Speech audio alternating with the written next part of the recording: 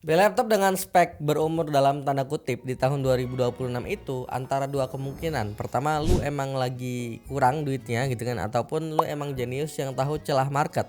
Axio Hype AI 5 datang bawa Intel Core Ultra generasi pertama di tengah gempuran prosesor terbaru. Pertanyaannya, apakah laptop AI pertama Axio yang sok-sokan pakai embel-embel AI ini beneran jadi solusi atau cuma gimmick dengan harga yang miring? Mari kita bahas.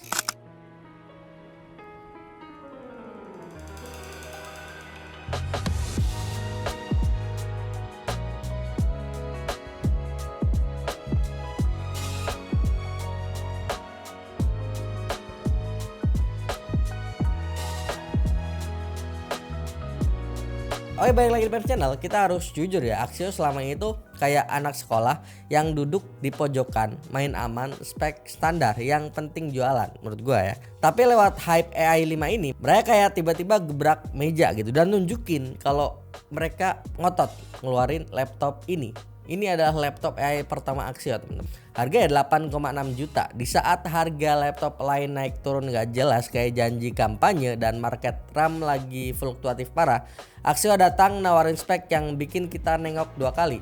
Tapi ya prosesornya nggak yang baru-baru banget. Ini prosesor 2 tahun lalu, Intel Core Ultra 100 series. Kok masih pede dijual 2026? Maka dari itu, mari kita bedah secara teknis. Ini kita bicara teknis tapi tetap nyantai ya. Intel Core Ultra 5 125H ini perlu kalian tahu adalah sebuah prosesor yang pakai arsitektur yang namanya Intel Meteor Lake. Yang menurut gua ini masih cukup oke kok dipakai di tahun 2026 ini. Kenapa gua masih bisa bilang kayak gitu? Pertama, ini adalah sebuah arsitektur yang bawa lompatan besar Intel ke arsitektur tile maupun chiplet. Dia punya yang namanya Low Power Efficiency Core ataupun LPE Core. Ibaratnya gini, kalau lu cuma ngetik atau nonton YouTube, laptop ini nggak perlu bangunin monster di dalamnya. Dia pakai daya kecil mungkin. Itulah kenapa pas gua tes pakai PC Mac 10 Modern Office dengan konfigurasi battery saver tapi WiFi dan Bluetooth-nya on, laptop ini sanggup bertahan sampai 12 jam penggunaan. Jadi ya cukup gokil kan, 12 jam buat laptop yang harganya nggak sampai 10 juta. Itu jarang-jarang teman-teman. Kedua, soal performa, banyak yang mikir AMD Ryzen AI 300 series kan udah keluar juga gitu kan, harganya juga nggak mahal-mahal banget, pasti jauh lebih kenceng. Tapi jangan salah, ini gue sempat bandingin juga sama HP OmniBook 3 yang pakai AMD Ryzen AI 5 340 yang harganya itu lebih mahal dibanding laptop ini. Lihat datanya, Axio yang pakai Intel Core Ultra 5 125H ini dapetin skor CNBC R23 multicore-nya di angka 12.611 poin. Sementara si HP OmniBook yang pakai AMD Ryzen AI 5 340 itu cuma dapetin skor di angka 12.500-an poin. Angka yang sebenarnya beda tipis, cuma itu kan berasa gitu buat banyak penggunaan. Artinya apa? Buat kerjaan berat yang butuh banyak inti prosesor kayak multitasking, ribuan baris Excel ataupun buka puluhan tab sambil meeting Zoom, Axio ini ya nggak kalah sama sekali. Dia masih bisa nendang bahkan ya. Meskipun ya secara single core AMD lebih menang. Jadi buat buka aplikasi emang AMD kerasa sedikit lebih sat-sat ya. Asalkan didukung SSD yang sat-sat juga. Laptop ini didukung dengan SSD Gen 4 yang speednya di angka 3000-an Mbps. Yang hitungannya buat laptop seharga 8, 9 bahkan di bawah 10 lah pokoknya. Ini hitungannya kenceng di kelas harga ya teman-teman. Sekarang kita masuk ke menu utamanya, AI. Di dalam chip ini ada yang namanya NPU ataupun Neural Processing Unit. Dulu orang tuh bingung, Bang, NPU tuh buat apa? Nah, di tahun 2026 ini ekosistem AI udah makin matang. Dan NPU ini fungsinya bukan buat bikin lu pinter mendadak, tapi buat ngerjain tugas-tugas invisible. Contoh pas kalian video call, NPU akan kerja buat blur background ataupun noise cancellation. Efeknya, prosesor utama ataupun CPU dan GPU nggak akan terbebani dengan tas-tas tersebut yang sebenarnya kelihatan ringan tapi kompleks. Jadi baterai akan lebih awet dan laptop nggak cepet panas. Ini solusi banget buat tren sekarang yang serba AI, mulai dari asisten lokal sampai optimasi kerjaan di Windows. Semuanya butuh NPU biar performa laptop nggak ngap-ngapan. Axio ya menurut gue cukup pinter ya, dia masukin teknologi ini dengan harga yang masuk akal di tahun ini. Jangan lupakan Intel Arc juga yang merupakan sebuah integrated grafik bawaannya. Ini bukan Intel UHD zaman purba ya, arsitektur ARC ini udah punya dedicated media engine. Gua sempet tes buat editing video di CapCut. Buat kalian content creator TikTok ataupun Reels, gua bisa bilang ini tuh udah nyaman dan smooth. Pas narik-narik timeline, kasih efek sampai proses rendering, experience-nya nggak kayak laptop murah. Intel Arc-nya itu intinya beneran ngebantu banget buat akselerasi hardware-nya. Jadi buat lu yang mau mulai jadi influencer tapi modal terbatas, ini bisa jadi pilihan daily driver yang harganya masuk akal banget. Ngomongin layar, ini bagian yang biasa aja sebenarnya. Panelnya IPS Full HD 45% TSC dan bisa dibilang ini spek aman lah ya. Kalau lu tanya buat kerjaan grafis profesional yang butuh akurasi warna tinggi kayak grading film layar lebar kayak film-film Marvel gitu ya jangan pakai laptop ini teman-teman. Tapi kalau buat penggunaan sehari-hari, nonton Netflix ataupun kerja kantoran ataupun buat ngedesain tipis-tipis kayak buat di UKM saat kuliah gitu kan, ini udah cukup. Layar IPS-nya bikin sudut pandang kita sebagai orang yang make tuh tetap kerasa luas, dan experience yang dikasih saat gua coba untuk main game tipis-tipis juga udah masih oke.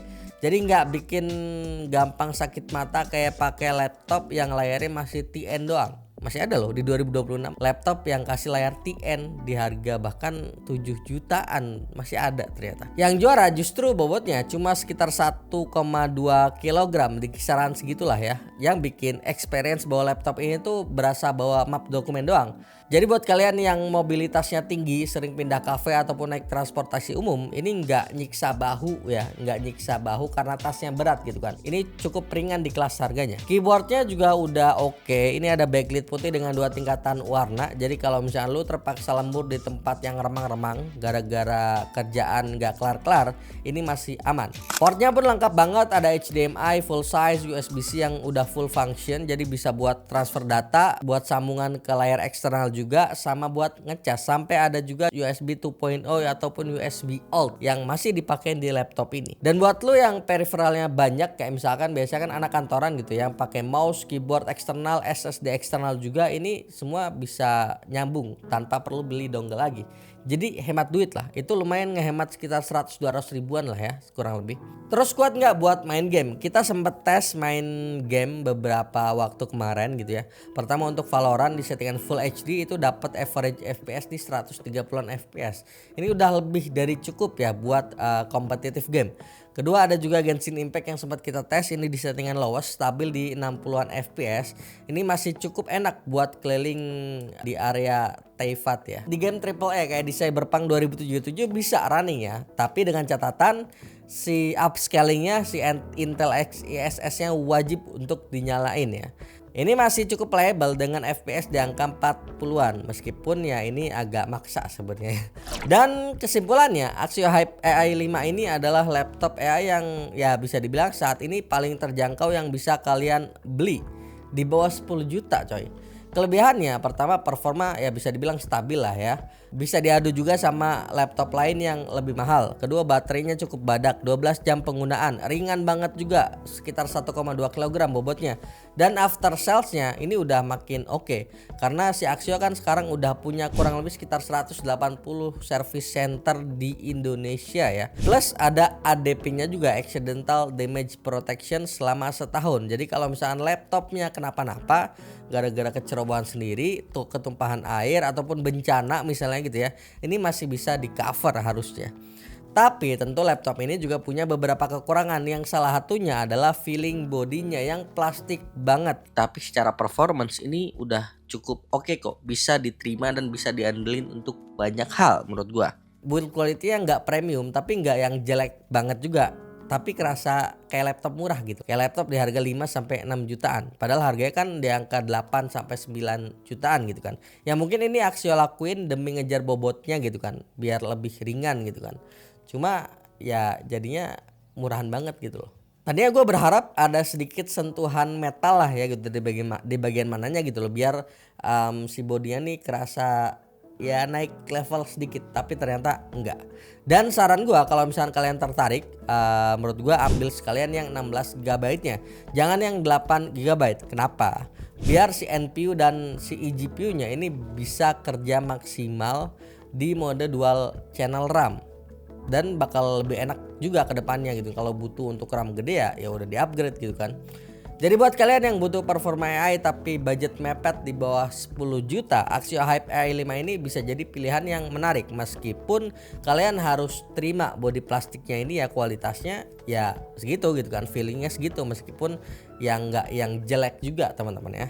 Cocoknya untuk siapa laptop ini? Pertama untuk pelajar, mahasiswa tentu yang pengen cobain experience untuk pakai prosesor yang masih muda baru tapi harganya nggak mahal-mahal banget, dan pengen coba juga laptop yang pakai embel-embel AI. Kedua orang kantoran juga yang dia sering banget untuk kerjain data-data Excel maupun administrasi maupun bahkan untuk ngedit juga, ngedit ringan untuk CapCut, untuk Premiere Pro di kelas entry ini cukup oke juga kok teman-teman ya. Jadi gimana menurut lo, mending laptop ini dengan spek gahar tapi plastik banget atau laptop lain yang harganya mirip-mirip tapi dengan spek yang di bawah ini, atau harganya lebih mahal dikit kayak HP Omnibook tadi tapi dengan performa yang sedikit di bawah ini? Tulis pendapat kalian di kolom komentar. Gua cabut dulu. Selamat menuju mudik teman-teman. Sampai jumpa di video selanjutnya. Bye bye.